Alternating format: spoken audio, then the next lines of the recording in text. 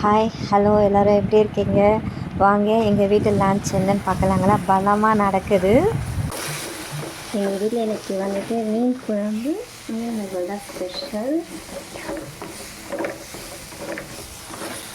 எங்கள் மூத்தார் பையன் வந்திருக்காங்க, அதான் மசாலாலாம் போட்டு புளி தண்ணி. அண்ணா பையனுக்காக சித்தப்பா சமைக்கிறாரு. பாசம் வந்தார். ஏன்னா எங்கள் மூத்தார் பையனுக்கு வந்து ஹாஸ்டலில் தான் ஸ்டே பண்ணியிருக்காங்க. ஸோ ரெகுலராக பார்க்குறவங்களுக்கு தெரிஞ்சிருக்கும். அவங்க வந்துட்டு சிக்கன் மட்டும் தான் கொடுக்குறாங்க, ஃபிஷ் கிடையவே கிடையாது. அதனால தான் இன்றைக்கி ஃபிஷ் எடுத்திருக்காங்க வீட்டில். ஃபிஷ் கறியும் ஃபிஷ் ஃப்ரையும் பண்ணிகிட்டு இருக்காங்க. என் ஹஸ்பண்ட் தான் பண்ண வராங்க. நான் சாப்பாடு வடிச்சிட்டு ஜஸ்ட் ஹெல்ப் தான். அந்த வெங்காயம் தக்காளி கட் பண்ணி கொடுக்குறது, இந்த மசாலா கரைக்கிறது, இந்த மாதிரி விஷயங்கள் தான் நான் பண்ணிகிட்டு இருந்தேன். அங்கே என் பையன் வர கூப்பிட்டுட்டு இருக்காங்க. நல்லா வந்துட்டு மசாலாவை அந்த பச்சை வாடை வராமல் கிளறி விட்டுட்டு இருக்காங்க. இங்கே ஃபிஷ் ஃப்ரை ரொம்ப சிம்மில் வச்சு பண்ணிகிட்டு இருக்கோம். நல்லா உள்ளே வெந்து வரணும் இல்லைங்களா, அதனால் சிம்மில் வச்சுருக்கோம். இங்கே பரட்டுனது கொஞ்சம் இன்றைக்கி லேட்டாக தான் எல்லாமே ஆச்சு. ஏன்னா பையன் இருந்ததுனால அரட்டை அடிச்சுட்டு வீடு ஜாலியாக போயிடுச்சு. 12 மணிக்கு மேலே தான் ஸ்டார்ட் பண்ணோம். மீன் கடைக்கு போய் மீனெல்லாம் வாங்கிட்டு வரதுக்கு டைம் ஆகிடுச்சு. குழந்தைக்கு உடம்பு சரியில்லை, கஞ்சி கொடுக்குறேன். சாப்பாடு வடித்தது. இது என் பையனுக்கு மட்டும் கஞ்சி, பையனும் பொண்ணும் கஞ்சி குடிச்சிட்டாங்க அவங்களுக்கு. இது வந்து மூத்தார் பையனுக்காக ஸ்பெஷலாக பண்ணுறாங்களா. இன்றைக்கி கொஞ்சம் டிலே ஆயிடுச்சு.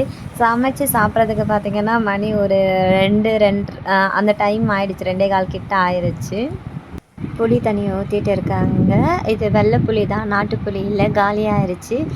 முன்னாடியில் அந்த கொடும்புளி ஏதோ சொல்லுவாங்க இல்லையா, அதை ஊர்லேருந்து வாங்கிட்டு வருவோம், அங்கே இருந்துச்சு. இப்போ காலி ஆனதுனால இப்போ கடையில் வாங்குகிற வெள்ளை புளி தான். பரவாயில்ல. மீன் குழம்பானா நல்லா டேஸ்ட்டாக இருந்துச்சு, நல்லா திக்காக அந்த மாதிரி இருந்தது.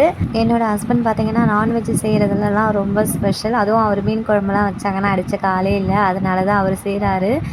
நானும் நல்லா சமைப்பேன். ஆனால் அவர் செய்யும்போது அவருக்கு கொஞ்சம் திருப்தியாக இருக்கும். வீட்டில் இருக்கிறதுனால அவருக்கு பிடிச்ச ஒரு வேலை இது. அவர் ஹோட்டல்லாம் வைக்கணும்னு ஆசைப்பட்டுட்டு இருந்தாங்க. அது நடக்கலை. சரி இப்படியாவது அவர் ஆசையை தீர்த்துக்கிட்டோம் சொல்லிட்டு விடுறது. ஆனால் எப்போவுமே மீன் குழம்புலாம் அவர் தான் வைக்கிறாரு. நான் வச்சு ரொம்ப நாள் ஆகுது. நல்ல வெயில் சென்னையில். அங்கே பாருங்கள் தெரிஞ்சிருக்கும். கிச்சனை உள்ள நிற்க முடியல, அந்தளவுக்கு வெயில். ஒரு வழி ஆனால் சமைச்சு எடுத்தாச்சு. மீன் குழம்பு ரெடி ஆகிட்டே இருக்குது. மீன் வறுவல் அங்கேயும் ரெடி ஆகிட்டே இருக்குது. பசங்க சாப்பிட்டுட்டாங்க, நாங்கள் மட்டும்தான். எங்களுக்குன்றதுனால கொஞ்சம் டைம் ஆனாலும் பரவாயில்ல. சமைக்கும் போது இப்படி தான் இருக்கும். சமைச்சு முடிச்சதுக்கப்புறம் தான் அடுப்பெல்லாம் வந்து கொஞ்சம் நீட் பண்ணுவோம். ஏன்னா என்ன தெரியும் இல்லைங்களா, அதனால தான். மீனை வந்து திருப்பி போட்டுட்டு இருக்காங்க ஹஸ்பண்ட். நான் சும்மா நின்றுட்டுருக்கேன், அப்படிலாம் நினைக்காதீங்க. பாப்பா இங்கே இருக்காங்க. பாப்பா வந்து கதை பேசிகிட்டு இருக்கிறாங்க அச்சா கூட. அவங்க அச்சா கூட தான் பாப்பா வந்து ரொம்ப அட்டாச்சு. இப்போல்லாம் என்கிட்ட வரதில்லை, அச்சா இருந்தால் போதும் பாப்பாவுக்கு, அந்த மாதிரி.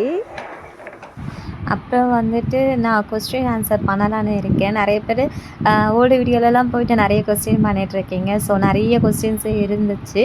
அது ஏற்கனவே நினச்சிட்டு இருந்தேன் ஒரு நாள் அதை பண்ணணும்னு சொல்லிட்டு. ஸோ இப்போ அதுக்கு டைம் இருக்குதுன்னு நினைக்கிறேன். உங்களுக்கெல்லாம் என்னென்ன கொஸ்டின் கேட்கணும்னு தோணுச்சிங்கன்னா அதை கொஸ்டின் பண்ணுங்கள். கண்டிப்பாக அதை ஒரு வீடியோவாக நான் மேக் பண்ணி உங்களுக்கு போடுறேன். உங்கள் எல்லாருடைய கொஸ்டின்ஸ்க்கும் கண்டிப்பாக ஆன்சர் பண்ண ட்ரை பண்ணுறேன் நான். மீன் குழம்பு கொதிக்குது. எங்கள் மீன் வறுவல் அவ்வளோதான். இனிமேல் மீன் போட வேண்டியது தான். ஹஸ்பண்ட் மீன் போட ஸ்டார்ட் பண்ணிட்டாங்க. நல்லா கொதிச்சிருச்சுங்களா. இப்போ இன்னும் ஒரு 5-10 நிமிஷம் தான், மீன் வெந்துடும். இங்கே பாருங்கள், நான் எல்லாமே மீன் குழம்பு மீன் வறுவல்லாம் சொன்னேன். ஆனால் என்ன மீனுன்னு சொல்ல மறந்துட்டேன். ஷீலா மீன் இது. மீன் விற்கிற விலைவாசிக்கு வாங்குறது கொஞ்சம் கஷ்டமாக தான் இருக்குது. பட் ஆனாலும் வாங்கிட்டோம் நாங்கள். பரவாயில்ல, லைஃப்னால் இதையும் கடந்து போகும் அப்படின்ற மாதிரி தான் இருக்குது. நாங்கள்லாம் யோசிக்கிறோம். ஏன்னா சண்டே வந்துச்சுன்னா நாங்கள் நான்வெஜ் ஏதாவது ஒன்று தான் எடுப்போம். ஒன்று சிக்கன் இல்லைன்னா ஃபிஷ்ஷு, அந்த மாதிரி தான் எடுப்போம். பட் நிறைய பேர் வீட்டில் பார்த்திங்கன்னா ஒரு 2-3 வெரைட்டி எடுப்பாங்க. சிக்கன் எடுப்பாங்க, ஃபிஷ் எடுப்பாங்க, ஒரு 2-3 வெரைட்டிலாம் எடுப்பாங்க. பட் எப்படி பாசிபிள் அப்படிலாம் நாங்கள் யோசிப்போம்.